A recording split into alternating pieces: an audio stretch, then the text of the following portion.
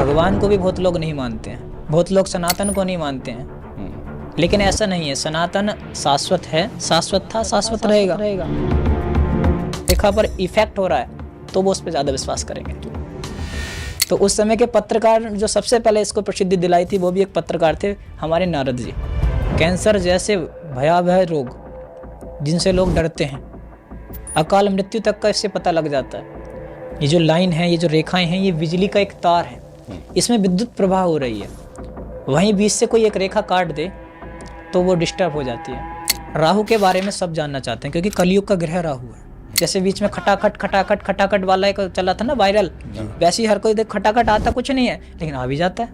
और राहु यदि किसी का पकड़ में आ जाए तो वो व्यक्ति दुनिया पर राज करेगा। आज के समय पे राहु का गुण ये है, राहु रिसर्च करवाता है। अच्छा, राहु की दशा में व्यक्ति बहुत बड़ा ज्योतिष आचार्य बन सकता है। कोई आदमी जिससे आप दोस्ती कर रहे हैं या रिश्ता रख रहे हैं, गर्लफ्रेंड बॉयफ्रेंड पति पत्नी, वो आपको कभी धोखा नहीं देगा। तिलों का क्या महत्व है? आज की तारीख में बहुत सारे लोग जो कपल जो हैं वो बच्चा ना होने से परेशान हैं। तो ऐसी भी कोई रेखा है कि बच्चे नहीं होते? ये मनी ट्रायंगल क्या होता है? हृदय रेखा, मस्तिष्क रेखा और जीवन रेखा, तीनों रेखा पर नक्षत्र का साइन एक साथ बन जाए तो उस व्यक्ति की अकाल मृत्यु हो जाती है।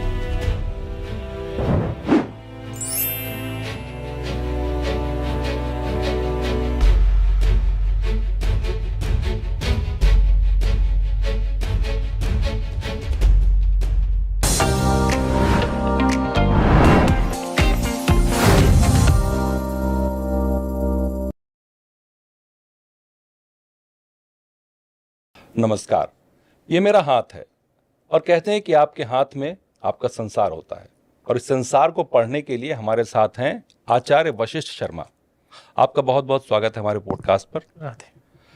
आचार्य जी, ये क्यों कहा जाता है कि आपके हाथ में पूरा संसार है? ये ऐसा क्यों, समुद्र शास्त्र क्यों कहता है ऐसा?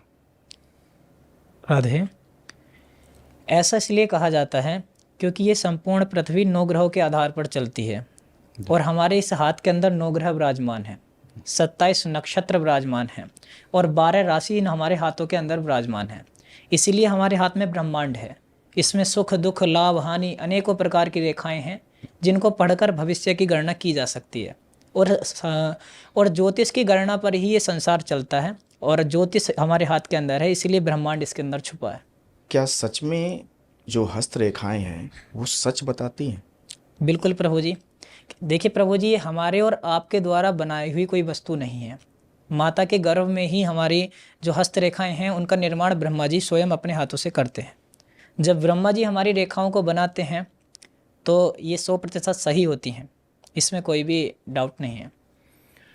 बहुत लोगों का हाथ तो आपने बहुत लोगों का देखा होगा, सबके हाथ मतलब एक आम इंसान के लिए सब बराबर हैं।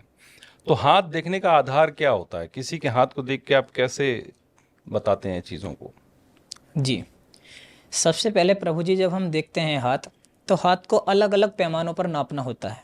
जैसे हमें किसी की सही प्रेडिक्शन करनी है तो उसके लिए पहले हमें एक गहन अध्ययन की आवश्यकता होती है, जो हमारी पुरानी किताबों में देखने के लिए मिलता है। गरुड़ पुराण, श्रीमद् भागवत महापुराण और भविष्य पुराण के अंतर्गत ऐसे अनेकों, और सामुद्रिक शास्त्र एक नामक समुद्र शास्त्र नाम से एक पुस्तक प्रकाशित होती है। उसमें अनेकों ऐसे उदाहरण हैं जिसमें बताया हुआ है कि हाथ के रंग के आधार पर, हाथ के आकार के आधार पर, हाथ की उंगलियों के और नाखूनों के आधार पर हस्तरेखा की प्रेडिक्शन की जाती है। इसमें अनेकों रेखाएं होती हैं। इसमें देखा जाए तो 10,000 रेखाएं होती हैं, लेकिन उसमें से कम 150 रेखा पर ही प्रकाश डाला जाता है। अन्य रेखा सूक्ष्म रेखाएं होती हैं जिनको नहीं देख पाते, लेकिन होती लगभग 10,000 रेखाएं हैं।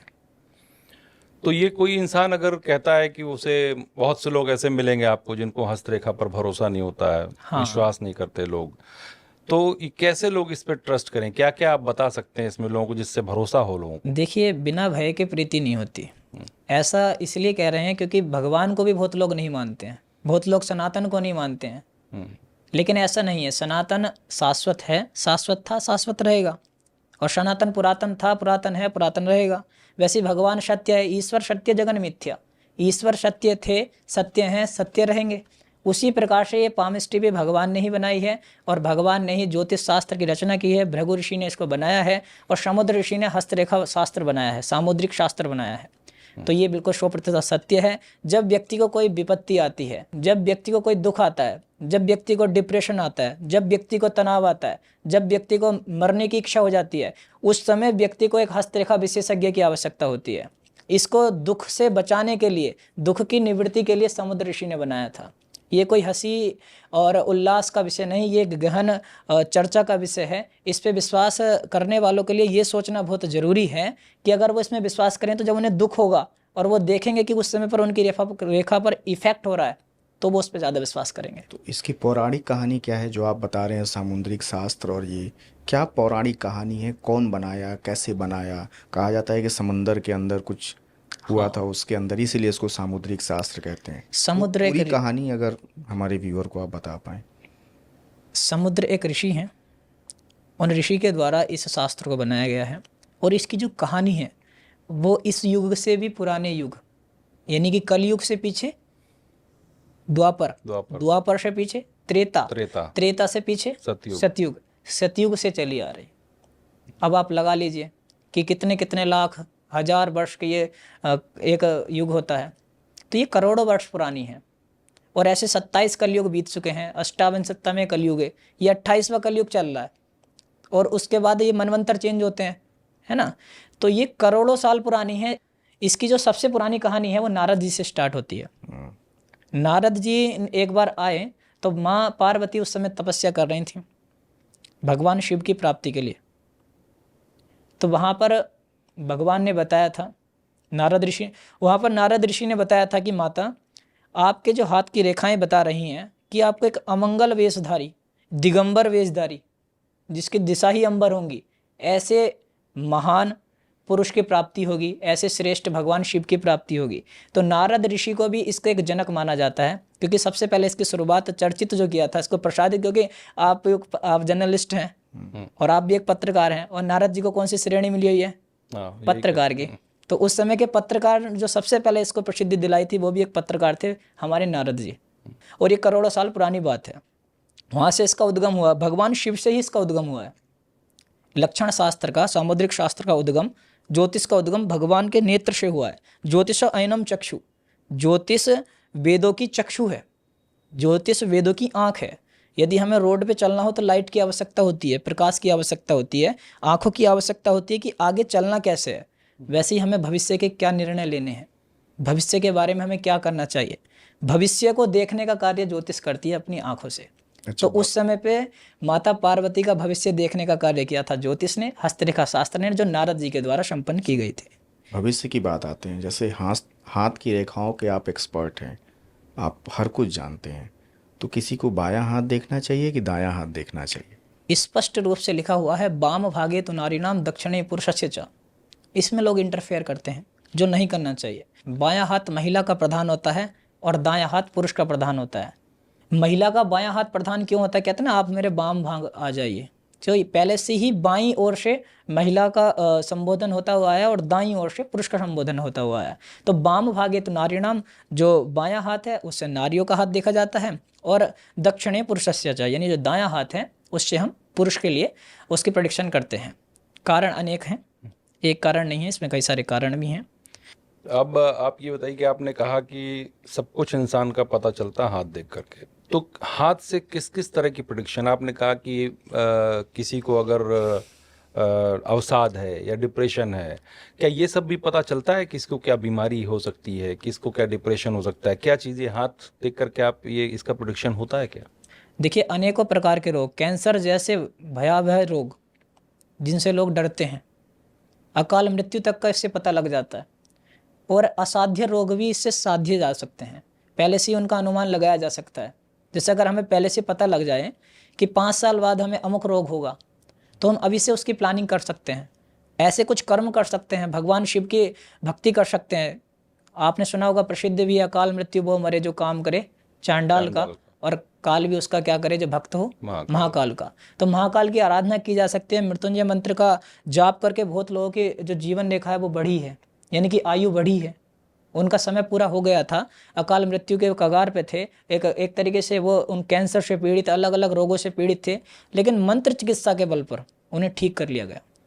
तो ये कैसे पता पड़ता है? किसी के हाथ में आप देखते हैं तो कैसे मालूम चलता है कि उसको इतनी भयंकर बीमारी हो सकती है, कैंसर या जो भी आप कहें? इसके लिए क्या रेखाएं होती हैं, कैसे आप वो करते हैं? देखिए, आप जानते हैं, सभी जानते हैं कि एक ब्रेन कैंसर होता है, दिमाग का कैंसर होता है, जिसे ब्रेन ट्यूमर बोलते हैं। तो अगर यदि ब्रेन लाइन पर एक ब्रेन लाइन, एक बिजली का तार है, ये जो लाइन है, ये जो रेखाएं हैं, ये बिजली का एक तार है, इसमें विद्युत प्रवाह हो रही है, वहीं बीच से कोई एक रेखा काट दे तो वो डिस्टर्ब हो जाती है। जैसे ट्रेन की पटरियां होती हैं, उसी तरीके से हमारे जीवन रूपी ट्रेन इन लाइनों पर दौड़ती है। आपसे अगर उदाहरण के रूप में जाने, किसी को अगर कैंसर की बीमारी हो सकती है, नहीं हुई है, तो ऐसी कौन सी रेखा हाथ में है जो ये बता दे कि हाँ इनको कैंसर की बीमारी हो सकती है या कोई अकाट्य बीमारी हो सकती है?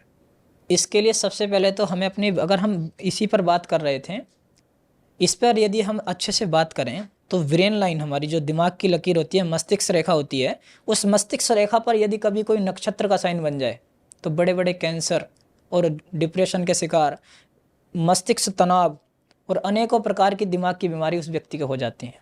ये नक्षत्र साइन क्या होता है? ये नक्षत्र साइन हम आपको दिखाते हैं, हमारे पास इसका चित्र है।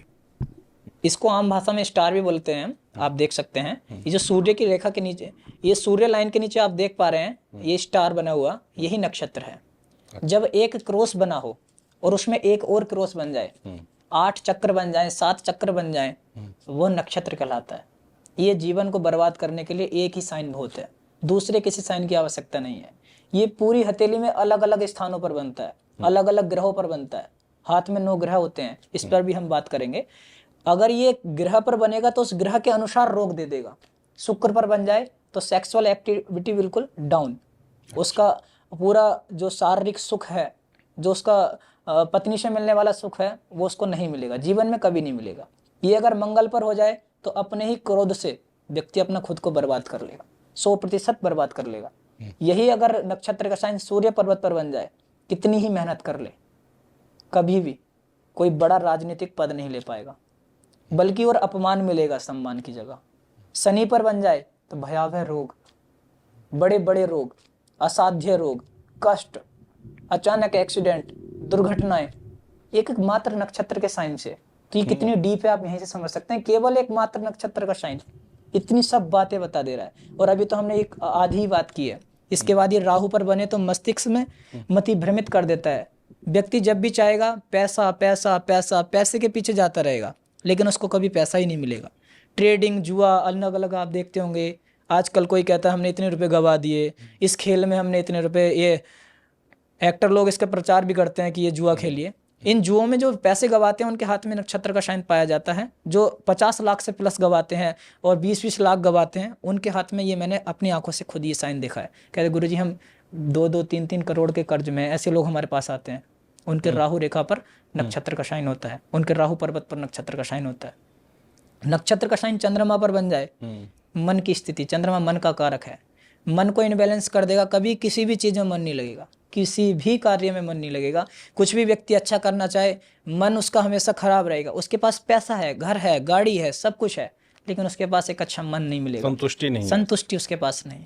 तो आचार्य जी, आपने अभी कहा 9 ग्रह, तो आप एक एक करके पहले तो उन ग्रहों को बताइए, कहाँ होते हैं, कैसे होते हैं, लोगों को समझ में आए कि इन ग्रहों के चक्र क्या हैं, इन ग्रहों में कहाँ क्या होता है, जिससे लाइफ जो है या तो बैलेंस होता है या इम्बैलेंस होता है।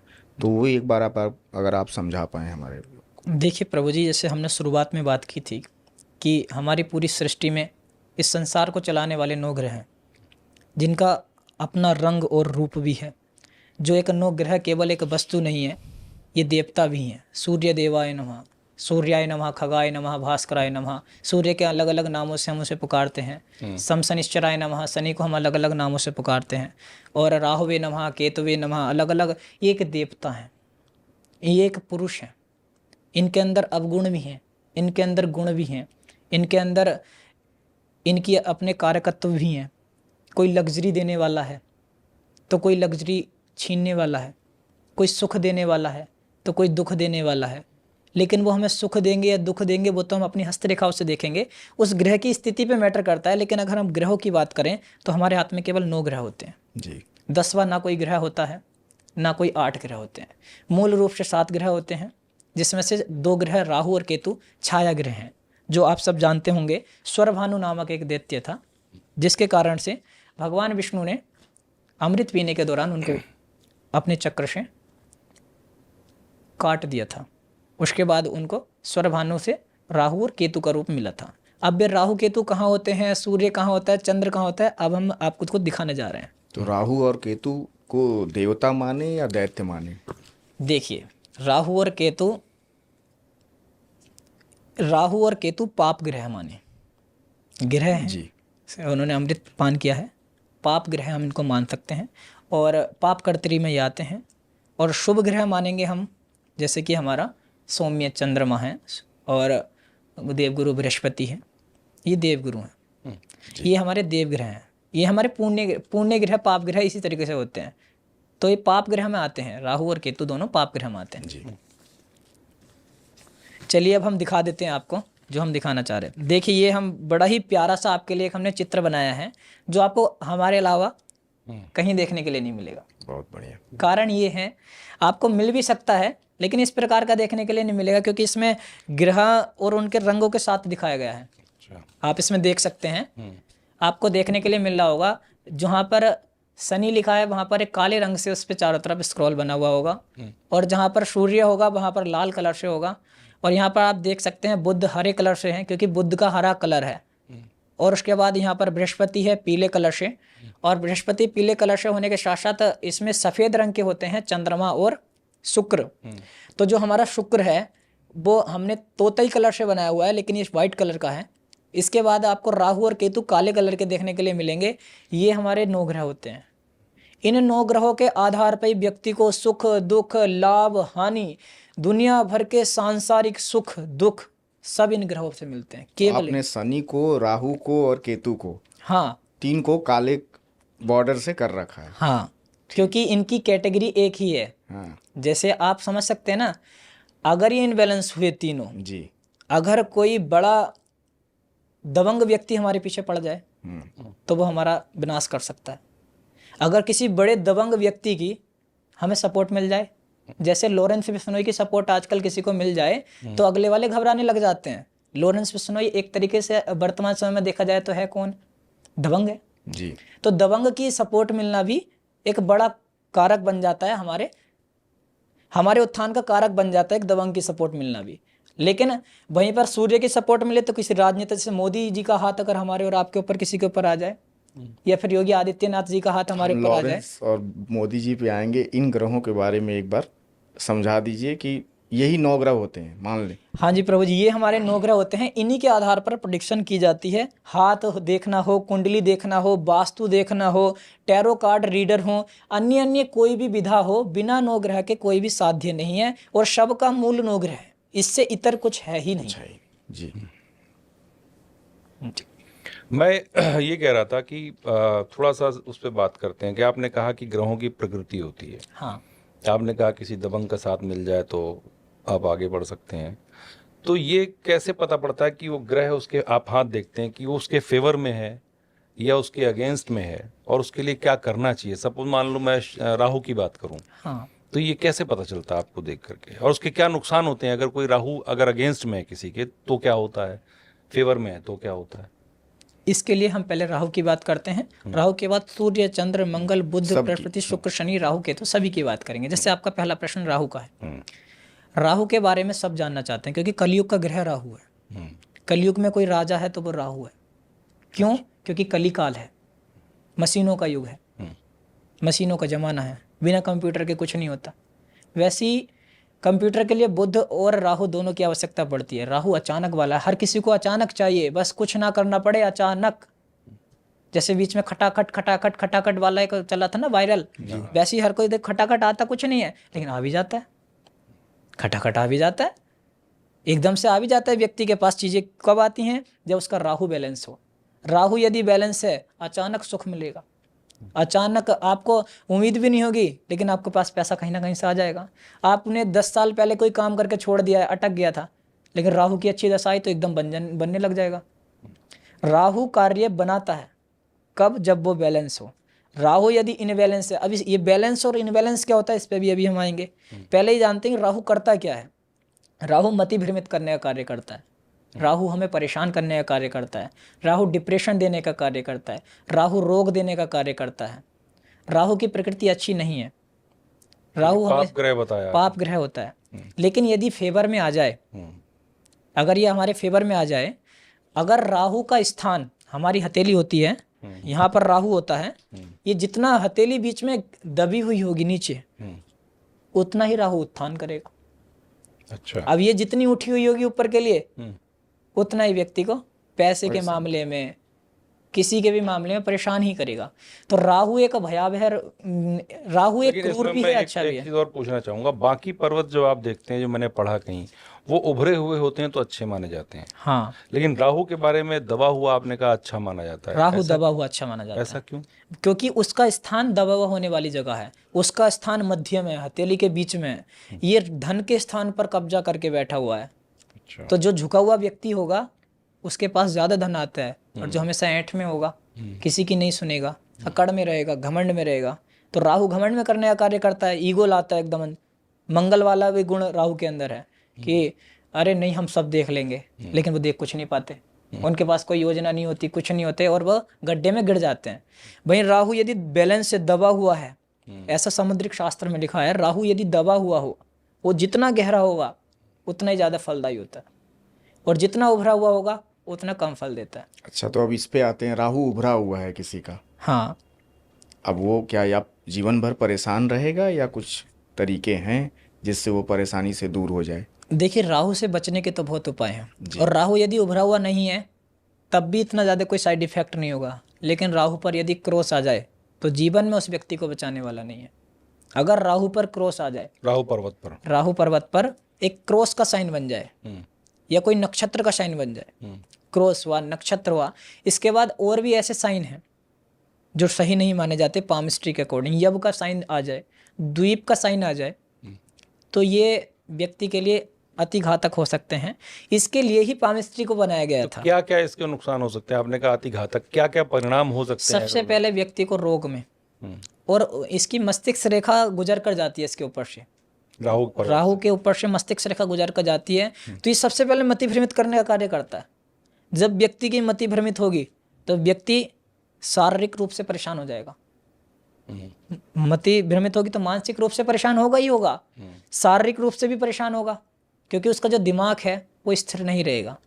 उसके बाद उसको कष्ट अलग से होगा, यानी कि कोई रोग होगा उस समय, कोई मस्तिष्क से रिलेटिव रोग, कोई शरीर से रिलेटिव, शारीरिक सुख नहीं मिलेगा।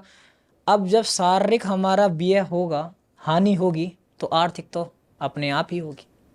एक व्यक्ति 40 साल तक मेहनत करता है, अपने शरीर पर ध्यान नहीं देता, उसके बाद वो अपना जो पैसा कमाता है 40 साल के बाद वो अपने शरीर में लगाता रहता है। और ये आज के जीवन में तो होता ही रहता है। हाँ। बाहर दिल्ली, एनसीआर, बेंगलोर के लोगों में तो यही है कि 40 साल पैसे कमाते हैं, हाँ, और फिर 40 साल के बाद इतने रोग हो जाते हैं कि उन रोगों में पैसे गंवाते हैं। बिल्कुल। अगर वो अपने राहु को बैलेंस करके चलें, बैलेंस कैसे होगा? राहु, हाँ, परेशान है तो परेशान है तो उसको बैलेंस अब कैसे? व्यक्ति बहुत ज्यादा परेशान है, चारों तरफ से कोई मार्ग नहीं दिख रहा, व्यक्ति आत्महत्या तक करने के लिए तुल आया है। अगर ये राहु पर्वत पर ये सब चीजें हैं, कोई निशान है, क्रॉस है, जो भी है, जी, तो अब इसको कैसे, इसका उपाय क्या है बचने का? देखिए राहु कैसा, इसकी प्रवृत्ति है भटकाने वाली। तो भटकाने के लिए सबसे पहले मेडिटेशन करें भाई, दिमाग को स्थिर करना पड़ेगा। इसके लिए मेडिटेशन करना ही पड़ेगा, ध्यान लगाना पड़ेगा, और एक योग्य गुरु की आवश्यकता हर किसी को अपने जीवन में पड़ती है। एक योग्य गुरु बनाना पड़ेगा, और गुरु बनाने के साथ गाय की सेवा करनी पड़ेगी। गुरु बनाओ, गाय की सेवा करो, काली गाय की सेवा करो। जो काले कलर की गाय हैं, काले रंग की गाय की यदि कोई सेवा सच्चे मन से करता है, उसको शनिवार के दिन चारा दे कर आता है और उड़द की दाल उसको दे के आता है, तो उसका राहु बैलेंस होता है। मछलियों की कोई जितनी ज़्यादा सेवा करेगा, राहु उसका उतना ज़्यादा बैलेंस होगा। और राहु यदि किसी का पकड़ में आ जाए तो वो व्यक्ति दुनिया पर राज करेगा आज के समय पे। अच्छा, ये राहु की, अच्छा, राहु की ये मतलब महत्वपूर्ण ताकत है, इतनी राहु की ताकत है। और अब बात करें राहु के साथ सबसे ज्यादा जो डर लगता है इंसान को, दूसरे ग्रह, वो है केतु, जिसका नाम सुन के आदमी परेशान हो जाता है। किसी को परेशान करना है और कोई ज्योतिष या कोई पामिस्ट्री वाला ही कह दे कि आपका राहु केतु खराब है, बस वहीं से डर शुरू हो जाता है। तो उसका क्या है? इसका रीज़न ये है कि देखिए, अगर आपके खिलाफ कोई अच्छा नेता, कोई प्रसिद्ध सम्मानित व्यक्ति कोई कदम उठाए, तो आपको पता है कि उसके अंदर दयालुता है, वो कभी भी इतना कठोर नहीं हो सकता। जैसे कि आपके पिताजी यदि आपको डांटे तो आपको बुरा नहीं लगेगा, लगेगा तो कुछ समय के लिए लगेगा। माता जी डांटे तो ऐसा लगेगा कि कोई बात नहीं। जैसे चंद्रमा हमें परेशान कुछ समय के लिए करे तो बाद में लगता है कि चंद्रमा सौम्य भी है, जैसे अभी प्यार मिलना भी है। लेकिन इनके साथ ऐसा नहीं होता। ये है कि यदि आपको कोई अच्छा राजनेता, कोई सम्मानित व्यक्ति की आपको एक तरीके से डांट ना पड़े और डांट पड़े किसी दबंग व्यक्ति की, तो आप डरेंगे या नहीं डरेंगे? बिल्कुल। आपको कोई दाऊद जैसे बड़े बड़े इधर उधर से कोई धमकी आ जाए, मिल रही है, सलमान खान को मिल रही धमकी, शाहरुख खान को मिल रही है धमकी, तो ऐसी धमकी की बात कर रहे हैं आप? हाँ, तो कितनी जल्दी डर जाते हैं ना व्यक्ति, अरे भाई अमुक उसने धमकी दी है। तो ये राहु वही वाली चीज है। अच्छा, इसी धमकी की वजह से पंजाब के जितने भी सिंगर हैं वो गार्ड लेके घूमते हैं, क्योंकि उनको धमकियां ही मिलती रहती हैं, उनके पास पैसे बहुत है, सबको मिलती हैं। हाँ, इस ये भी मान सकते हैं। तो ये एक उदाहरण था, लेकिन मेन चीज ये है कि देखिए राहु को बैलेंस करना कोई ज़्यादा बड़ी बात नहीं है। आप गौ सेवा कीजिए, सच्चे मन से कीजिए, आप काली गाय की सेवा कीजिए। और गाय, कोई सी भी गाय, क्योंकि गायों के अंदर पूरे 9 ग्रहों का वास है। और इसीलिए सनातन में गाय को इतनी महत्वता दी गई है, अन्य किसी पशु को इतनी महत्वता नहीं दी गई। लेकिन गाय को सबसे ज्यादा माता का दर्जा हमने गाय को दे रखा है। क्यों? तो उसमें काली गाय ही क्यों? कुछ काली गाय क्योंकि राहु का कलर काला है, राहु का गुण काला है, राहु के जो कार्य हैं वो पाप कर्तरी वाले, पाप वाले कार्य हैं। इसलिए काली गाय को अगर हम चुने, काले कुत्ते को चुने, रोटी दें उसको शनिवार के दिन, तो राहु हमारा बैलेंस हो जाता है। और केतु? केतु भी उसी का भाई है, दोनों। केतु, अगर केतु किसी का खराब है वो कैसे पता चलता है आपको हथेली में? और जैसे आपने बताया कि राहु है तो बीच में होता है, वो दबा होना चाहिए। एक चीज राहु की रह गई थी, क्योंकि हर किसी के पास जब अवगुण होते हैं तो गुण भी जरूर होते हैं। अच्छा। कोई कितना ही अवगुणी व्यक्ति हो उसके पास गुण जरूर मिलेगा। राहु का गुण ये है, राहु रिसर्च करवाता है। अच्छा। राहु की दशा में व्यक्ति बहुत बड़ा ज्योतिष आचार्य बन सकता है, बहुत बड़ा कंप्यूटर का विशेषज्ञ बन सकता है। एक आप बोलेंगे इतने बड़े बड़े विशेषज्ञ जो बने हैं, जितने भी वैज्ञानिक हैं, वो सब राहु की दशा में बने हैं। राहु ने ही उनको आगे बढ़ाया, क्योंकि राहु संघर्ष भी है, राहु खोज है, राहु रिसर्च है। किसी को पीएचडी तक राहु करवाता है। जितने भी लोग पीएचडी कर रहे होते हैं कहीं ना कहीं पे राहु से ही प्रभावित होते हैं, क्योंकि राहु की कमांड मस्तिष्क पर है।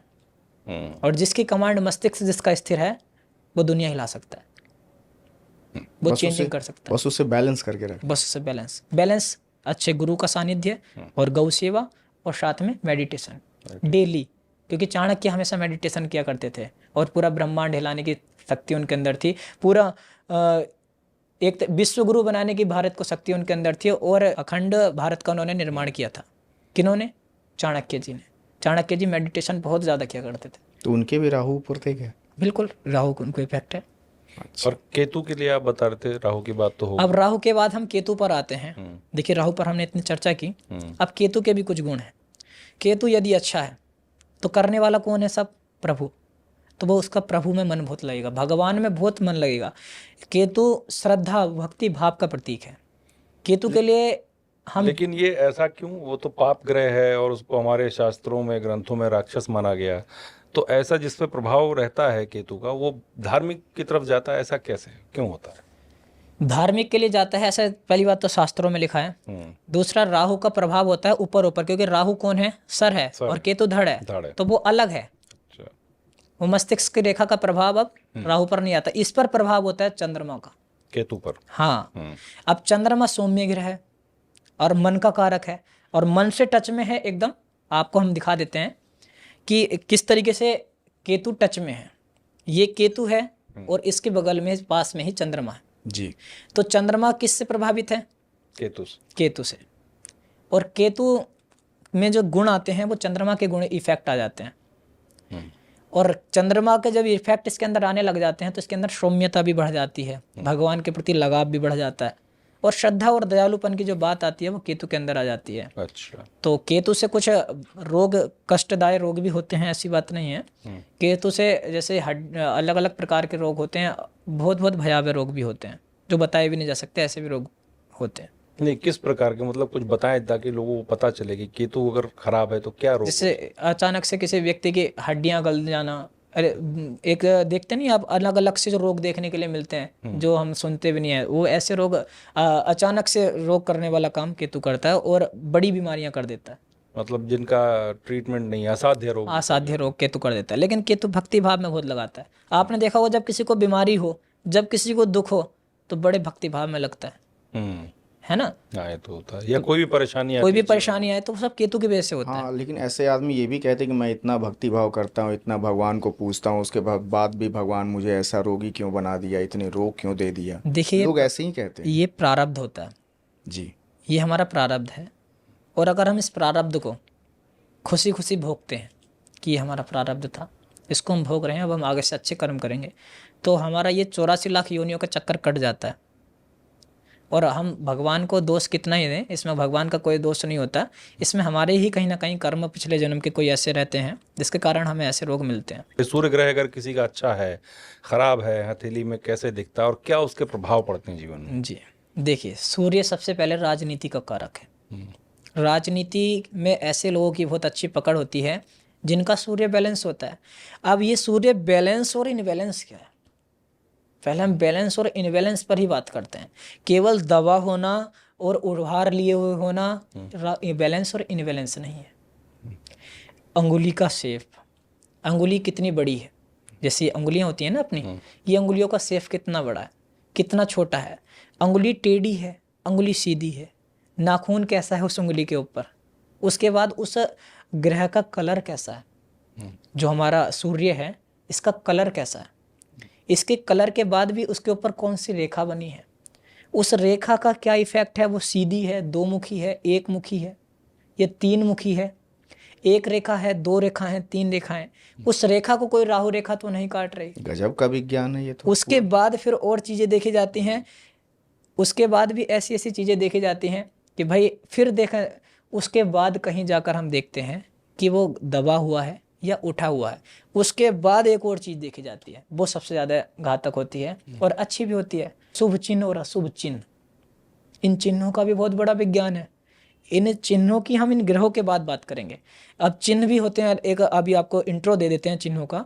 जैसे हमने अभी पीछे बात की थी स्टार के साइन की, नक्षत्र साइन, उसके बाद एक और साइन आता है व्रत का साइन, त्रिभुज आता है, चतुर्भुज आता है, उसके बाद रथ का साइन होता है, हल का साइन होता है, लक्ष्मी का साइन होता है, उसके बाद एक स्वस्ति का साइन होता है, स्वस्ति के साइन के बाद यव का साइन होता है, द्वीप का साइन होता है, शंख का साइन होता है, चक्र का साइन होता है, तराजू का साइन होता है।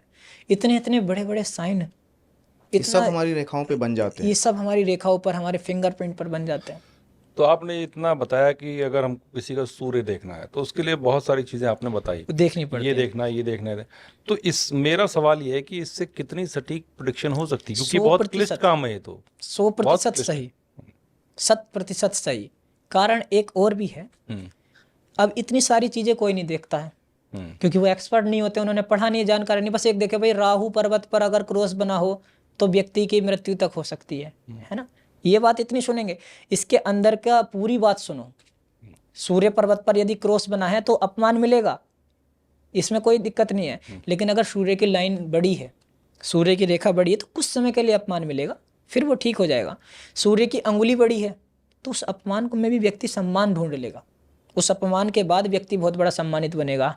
और अपमान के तौर की बात कर सकते हैं प्रदीप मिश्रा जी की, उनको कितना ट्रोल किया गया, लेकिन उनसे उनका और सम्मान ही बढ़ा, उनकी जो जानकारी थी वो और बढ़ी, उन्होंने अपने ऊपर काम किया। जो मथुरा में राधा जी को लेकर के जो हाँ, बयान दिया था प्रदीप मिश्रा जी ने, जी, उनकी और प्रसिद्धि उससे बढ़ी है।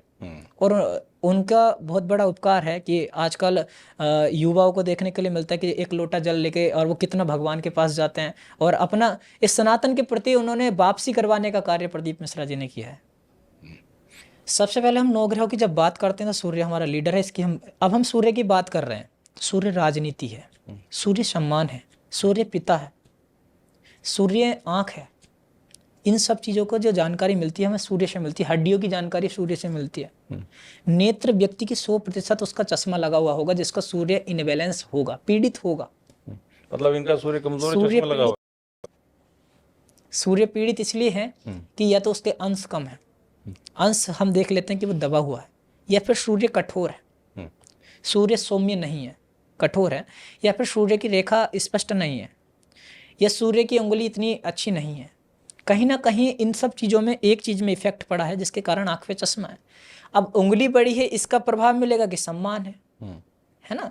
सब चीज़ें एक साथ फॉलो नहीं होती हैं। लोगों की आंखों पे चश्मा है, जिन जिन लोगों की, जिन जिन हमारे व्यूअर की आंखों पे चश्मा है, हाँ उनको वो सूर्य बता दीजिए कहाँ होता है, हाँ। और एक आध दो कारण भी बता दीजिए जिससे वो समझ जाए कि अच्छा इस कारण मुझे चश्मा लगा हुआ है। अच्छा। और ये पावर जो है ये बढ़ते ही रहेंगे, हाँ और इसको कम करने का भी अगर कोई आपके पास उपाय है तो वो भी आप समझा बिल्कुल दें उपाय बस। है।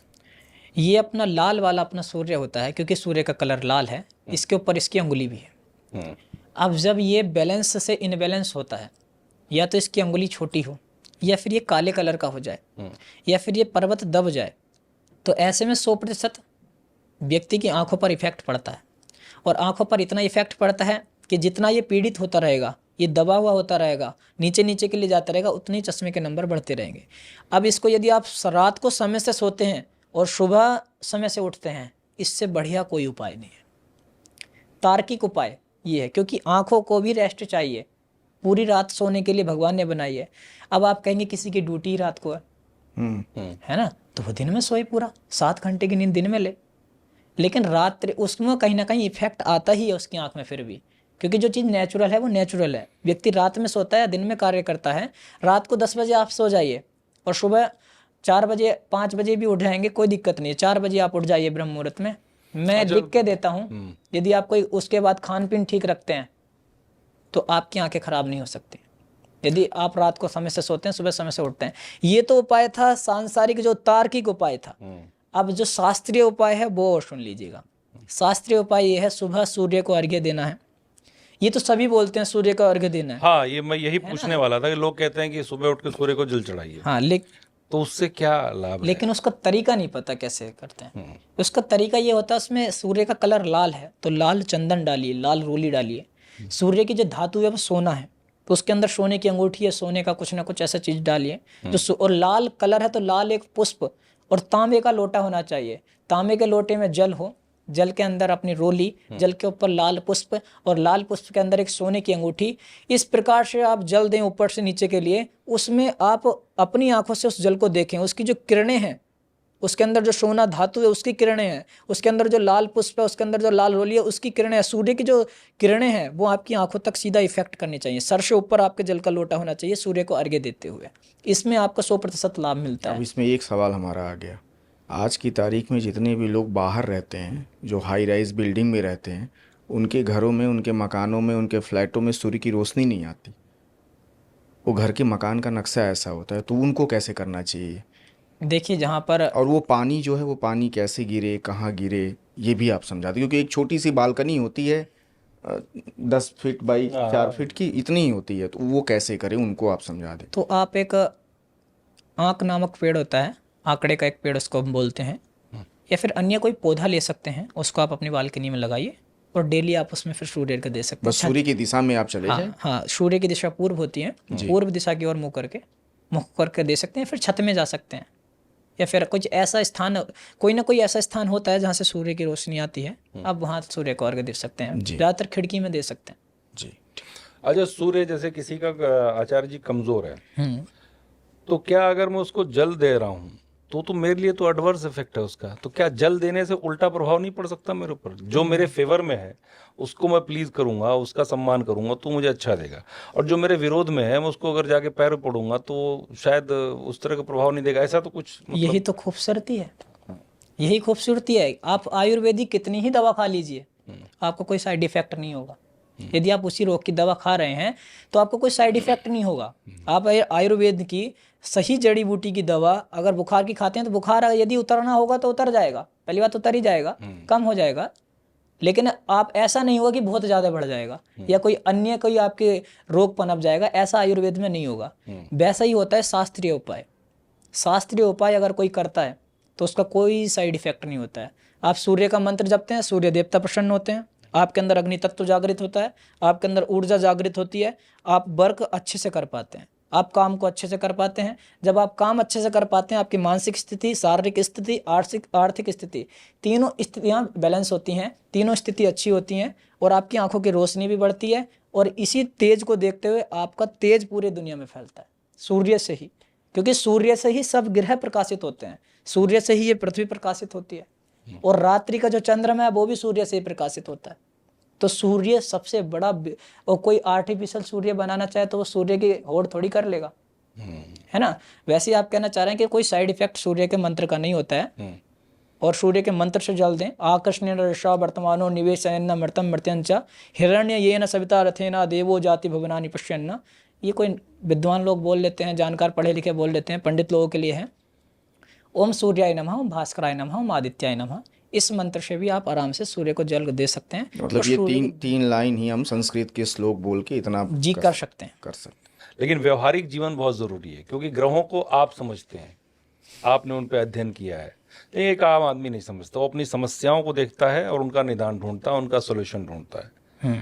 तो हर इंसान की ख्वाहिश होती है, जैसे आपसे बात हुई, पैसा कमाना। तो क्या कोई इंसान जीरो से हीरो बन जाता है? कैसे बन जाता है? वो कौन सी कंडीशंस होती हैं, कौन सी रेखाएं होती हैं जो इस तरह से लोगों को बना देती हैं? अगर आप बताएं आप तो। वो रेखा जरूर समझाइए, रेखा जरूर बताइए कि बन जाता है। ये करोड़पति की तो हर किसी को ही बहुत चाहत लोग होती है। कहानियां हमने सुनी है, हर हमने बहुत लोगों कहानियां सुनी जो कुछ नहीं थे, जिन्होंने जीरो राजा से रंक बन गए, हाँ, और रंक से राजा रंग से राजा बन गए। तो दोनों हुआ, जो कुछ नहीं थे वो बहुत बड़े लोग बन गए, हाँ। या बहुत बड़े लोग थे और आजकल जो राजनीति में नंबर 1 है, जो हीरो हैं, वो कभी जीरो थे। हाँ बिल्कुल। तो वो ऐसा कौन सा योग होता है, या ऐसी कौन सी रेखा होती है हाँ। जो इससे होता है ऐसा कि मतलब अचानक ओवरनाइट चीजें बदल जाना, हाँ। कि रात भर में सब कुछ चेंज हो गया? देखिए, रोडपति से करोड़पति तक का यदि किसी को सफर करना है तो उसके लिए राजयोग का होना बहुत जरूरी है। हाथ में कुछ चुनिंदा रेखाएं ऐसी होती हैं जो व्यक्ति को रोडपति से करोड़पति बनाती हैं। उन रेखाओं की आज हम बात करेंगे। वो जो रेखाएं हम आपको अगर चित्र सहित दिखाएं तो और अच्छा रहेगा। हाँ बिल्कुल दिखा, ताकि लोग जो दर्शक हैं उनको समझ में आए कि कैसे है, किनके हाथों में है, किनके में नहीं है, वो समझ सकें इस चीज को। देखिए, ये आप देख पा रहे होंगे, इसमें बीच में धन लिखा है, मनी लिखा है, ठीक है।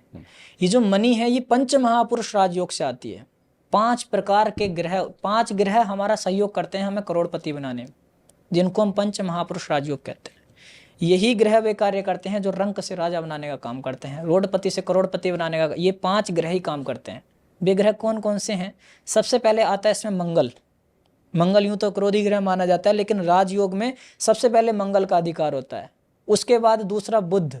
यदि किसी का बुध अच्छा है तो व्यक्ति रंक से राजा बनता है। उसके बाद शुक्र, जो मालव्य नाम का राजयोग बनाता है। और उसके बाद जो हम बात करते हैं अपना शनि आता है, जो सस नाम का राजयोग बनाता है। तो ये कुछ हमारे, और एक हंस नाम का राजयोग बनाता है हमारा गुरु। यदि ये 5 ग्रह में से एक भी ग्रह किसी का बैलेंस है, अब ये बैलेंस हम अपने हाथ में देखेंगे और इसमें देखेंगे कि ये भाई धन तो आएगा, लेकिन कहाँ से आएगा। अब करोड़पति तो अलग अलग है। कोई दबंग व्यक्ति भी करोड़पति बन जाता है अचानक एक सुपारी लेके, और एक मेहनत करके भी व्यक्ति सफलता प्राप्त करके करोड़पति बनता है। तो मेन मुद्दा ये है कि हम करोड़पति कब बनेंगे और कैसे बनेंगे।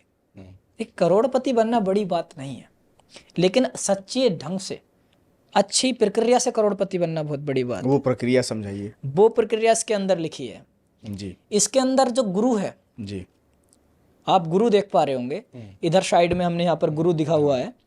ये जो गुरु है यहाँ पर ज्ञान लिखा है। ज्ञान जी। कोई आपका इंस्टीट्यूट हो, कोई आपका आध्यात्मिक केंद्र हो, कोई आप बड़े बड़े धर्माचार्य हों, अनिरुद्धाचार्य जी महाराज, देवकीनंदन ठाकुर जी महाराज और पंडित धीरेन्द्र कृष्ण शास्त्री जी महाराज, अलग अलग जितने भी आप देखते होंगे करोड़पति अरबपति व्यक्ति जो ज्ञान मार्ग से बने हैं, लोगों को सत उपदेश देकर बने हैं, एक धार्मिक कार्य करके बने हैं, उनकी ये उंगली बहुत बड़ी होती है और ये ग्रह गुलाबी होता है। सूर्य ये अपना जो ज्ञान का ग्रह है ये बैलेंस होता है। तो उंगली बड़ी हो रही थी, मतलब ये उंगली इस वाली उंगली से, सूर्य की उंगली से, जिसको हम अगर इंग्लिश में बोलें तो हमारी रिंग फिंगर, हमारी इंडेक्स फिंगर उस रिंग फिंगर से बड़ी होगी। यदि किसी की रिंग फिंगर इंडेक्स फिंगर से छोटी है और इंडेक्स फिंगर बड़ी है और गुरु का पर्वत गोल है, गुलाबी है, उस पर कोई नक्षत्र का शाइन नहीं है, क्रॉस चलेगा। क्रॉस बर्बाद करता है, लेकिन क्रॉस अगर इस पर बन जाए तो यहाँ पर अति घमंड को अंकुश करने का कार्य करता है। घमंड नहीं होगा व्यक्ति मतलब ये जो ज्ञान वाली जो आप बता रहे हैं इसी में। हाँ, तो उसकी प्रकृति बदल जाती है। उसकी प्रकृति बदल जाती है और व्यक्ति उत्थान इतना करता है कि हंस नाम का राजयोग बन जाता है। देखते ही देखते व्यक्ति कुछ नहीं होता। जैसे आप अगर हम गुरुदेव की बात करें आचार्य धीरेन्द्र कृष्ण शास्त्री जी की बात करें तो वो आज से अगर हम 5-10 साल पहले की बात करें, 10 साल पहले की बात करें तो ना तो उन्हें कोई जानता था, नहीं जानता था, लेकिन अभी वो कितने पॉपुलर भी हैं और पैसे से भी कम नहीं है, बड़ी बड़ी गाड़ियाँ सब में घूमना, नहीं वो एक अलग विषय है। लेकिन ये कि हम अमीर बनने की बात कर रहे हैं। अब करोड़पति किसी आम आदमी को बनना है कि उसके पास कोई विधा ही नहीं है, ना वो धर्म से जुड़ा हुआ है, वो अपना मजदूरी करता है, उसको करोड़पति बनना है तो कोई ना कोई तो उसके जीवन में आएगा, कोई ना कोई मौका मिलेगा उसे। कैसे मिलेगा? यदि ये शनि पर्वत, जिसमें मिडिल फिंगर बोलते हैं, मिडिल फिंगर है, यहाँ पर शनि लिखा है, ये इसके नीचे लिखा है भाग्य, इस शनि के नीचे भाग्य लिखा है। भाग्य बदलने का काम शनि करता है। भाग्य लोहा, लोहे का कारक शनि होता है। जैसे आप माना किसी कंपनी में कार्य करते हैं, रतन टाटा, अलग अलग लोग हैं जिनकी कंपनी के मालिक हैं, जैसे टाटा कंपनी, अलग अलग किसी भी कंपनी में, लोहे की कंपनी में, किसी गाड़ी की कंपनी में, क्योंकि आज लोहे के बिना तो आजकल कुछ है ही नहीं, उसमें व्यक्ति कार्य करता है तो वो लोहे से उत्थान पा सकता है। सरकारी नौकरियों के क्षेत्र में बहुत बड़े पदस्थ पर जा सकता है। साथ में वह व्यक्ति को कोई ना कोई ऐसा, उसका भाग्य उसे ऐसे मोड़ पर लाएगा कि अचानक से उसकी किस्मत बदल जाएगी। जैसे कोई किसी एक्टर के संपर्क में आके एक्टर बन जाए, लेकिन वो एक्टर बनेगा नहीं, क्योंकि एक्टर बनाने का काम मालव्य नाम का राजयोग करता है। उसकी भी हम चर्चा करेंगे, वो शुक्र से बनता है। मतलब क्षेत्रवार बटा हुआ है, क्षेत्रवार ग्रहों के क्षेत्र बटे हुए हैं कि वो व्यक्ति कैसे करोड़पति बनेगा। करोड़पति बनाने का काम राहु वाले जो बीच में जो ट्रायंगल बना है, ये मनी ट्रायंगल ही करेगा। ये बहुत ट्रायंगल बहुत प्रचलित है, हमने इसकी वीडियो भी डाली हुई है, हमारे चैनल पर है। 4 करोड़ लोगों ने इस ट्रायंगल की वीडियो देखी है। ये ट्रायंगल इतना प्रचलित है, हर कोई मनी ट्रायंगल की बात करता है। हाँ, अब ये ट्रायंगल का बड़ा भारी महत्व है। ये ट्रायंगल अगर शनि पर्वत पर बन जाए तो व्यक्ति सरकारी क्षेत्र से भी लाभ ले लेता है, खुद की मेहनत पर संघर्ष करके। उसका भाग्य, उसका प्रारब्ध ऐसा होता है कि वो बहुत उन्नति करता है, अचानक करोड़पति बन जाता है। यदि उसका शनि पर्वत बैलेंस है, शनि आप सबने देख लिया है कौन सा है, शनि पर्वत बैलेंस है, शनि पर कोई त्रिकोण या मछली का साइन बना है, मैं लिख के देता हूँ, व्यक्ति करोड़पति जरूर बनेगा। अपने घर में एक अलग ही वो ऐसा होगा जो अलग चलेगा, घर से बाहर निकलेगा, खूब मेहनत करेगा और करोड़पति बन के दिखाएगा। करोड़पति तो एक मात्र छोटी सी संज्ञा है, उससे पर अरबपति, खरबपति, उससे ऊपर भी बन सकता है। अब उसके लिए उसके और ग्रह यदि साथ देंगे तो, क्योंकि एक दोनों, क्योंकि ये 5 उंगली जब मिल जाती हैं तब यहाँ पर मुष्टिक बनती है। उसी प्रकार से वो अपनी जगह ठीक है, वो पूर्ण मेहनत कर रहा है, लेकिन थोड़ा सा भी उसे राहु का साथ मिला तो अचानक धन मिल जाएगा उसको। एकदम से शनि को साथ मिल गया, किसका? सूर्य का। वैसे आपस में विरोधी हैं, लेकिन वो भी हमारे लिए अच्छा काम कर रहा है, धन के लिए काम कर रहा है, और शनि भी धन के लिए हमारे लिए अच्छा काम कर रहा है। तो किसी राजनीतिक व्यक्ति से उसकी अच्छी उठक बैठक होगी, पकड़ अच्छी होगी, और राजनीति का कोई काम उसको मिल जाएगा। कोई ऐसा काम वो करता होगा जो राजनीति से रिलेटेड होगा, और वो करोड़पति, अरबपति बन जाएगा। तो ये कोई बड़ी बात नहीं। कोई एक रेखा अगर हम जानना चाहें, सिर्फ एक रेखा, ये एक रेखा अगर आपके हाथों में है तो फिर आप करोड़पति हैं, चाहे आप आज किसी भी स्थिति में। देखिए, हम ऐसी रेखा बता तो सकते हैं जी, लेकिन इसके कुछ साइड इफेक्ट भी हो जाते हैं। जैसे अभी आपके हाथ में वो रेखा है जी, लेकिन उसमें कोई राहु रेखा काट जाए बीच में, क्योंकि आने वाले समय में आपने मेहनत करना बंद कर दिया। हमने अभी बोल दिया आप करोड़पति कल बन जाएंगे, कल से ही आप मेहनत करनी बंद कर दें तो फिर भी रेखाएं बदलनी शुरू भी हो जाएंगी। आप जैसी मेहनत कर रहे हैं आप वैसी मेहनत करते रहिए, आप अपने लक्ष्य पर ध्यान रखिए। और यदि आपकी भाग्य रेखा तटस्थ है, यहाँ पर जो रेखा बनती है, ये जो बीच की रेखा है, यदि ये भाग्य रेखा सीधी और स्पष्ट है और शनि पर्वत तक जा रही है, हाथ का कलर गुलाबी है, हाथ का कलर गुलाबी और हाथ गोलाकार है, और शनि मजबूत है, तो मनी जीवन में आएगी ही आएगी। चाहे देर आए दुरुस्त आए, करोड़पति व्यक्ति बनेगा ही बनेगा। शनि उसको करोड़पति बनाएगा, क्योंकि ये सच नाम का राजयोग होता है। ये जिसकी भी कुंडली में यदि बन जाए, उस व्यक्ति को रोकने वाला कोई नहीं, क्योंकि शनि से कोई टक्कर लेने वाला नहीं है। शनि मनी का कारक है। शनि धीमा चलता है लेकिन सही चलता है, धीरे धीरे चलने वाला व्यक्ति संभल के चलता है। शनि को भी बैलेंस रखने की जरूरत। शनि जिम्मेदारी भी है, शनि सेवक भी है, शनि सब। लेकिन शनि से लोग डरते क्यों हैं? बहुत डरते हैं। शनि न्याय का देवता है, न्याय से कौन नहीं डरता।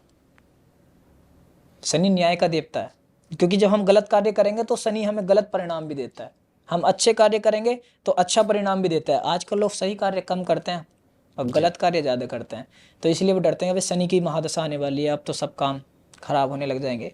लेकिन हाँ, शनि यदि आपका उभरा हुआ है, शनि की उंगली मध्यमा उंगली बड़ी है, शनि पर कोई अच्छा मछली का साइन बना है, तो आने दो शनि की महादशा। शनि की महादशा आते ही आपका उत्थान शुरू, आप करोड़पति अरबपति खरबपति बनने शुरू। ये तो एक मात्र संज्ञा, एक छोटी सी चीज है। करोड़पति अरबपति से भी बड़ी चीज ये है कि ऐसे व्यक्ति को लग्जरी लाइफ, सुख, समृद्धि, क्योंकि जब पैसा आता है तो बहुत सारी चीजें अपने आप आ जाती हैं चारों तरफ घेरे में। अच्छे रिश्तेदार, परिवार सब खुद ही सही कह रहे हैं। कनेक्ट होने लग जाते हैं। जी जी जी। है ना। आजकल तो पैसे से आचार्य जी आपने एक बात कही बीच में कि ये जो रेखाएं ये बदलती हैं क्या रेखाएं? हाँ बिल्कुल, 100% ये रेखाएं बदलती हैं। ये रेखाएं जैसे शादी की रेखा है वो कम बदलाव देती है, क्योंकि ये एक कोई पर्सन होता है जो हमारा पहले से लिखा हुआ है, उसमें हम कोई इंटरफेयर नहीं कर सकते।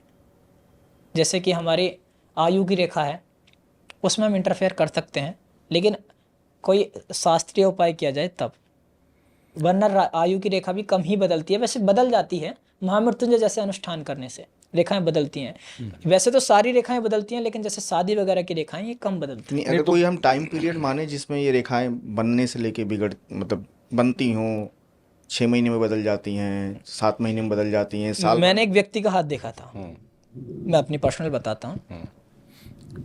वो मेरे पास जब आया था, जब मैं शुरुआती समय में हाथ देखता था, मेरी बड़ी रिसर्च चल रही थी, एक रिसर्च मैं उसमें कर रहा था हस्तरेखा को लेकर। उस रिसर्च में मैंने उस समय, आज भी वो व्यक्ति मेरे कनेक्ट में है, वो बहुत परेशान थे, आत्महत्या करने के लिए जा रहे थे और ट्रेन के सामने खड़े थे। वास्तव में वो पटरी पर खड़े थे और सीधा मेरे को उन्होंने कॉल लगाया और मेरे को यकीन नहीं हुआ, तो मैंने वीडियो कॉल पे भी फिर मैंने देखा, पर रो रहे थे काफ़ी। भाई हमारा भी हृदय पिघलता है। मैं कहा भाई बताओ क्या समस्या है आपको?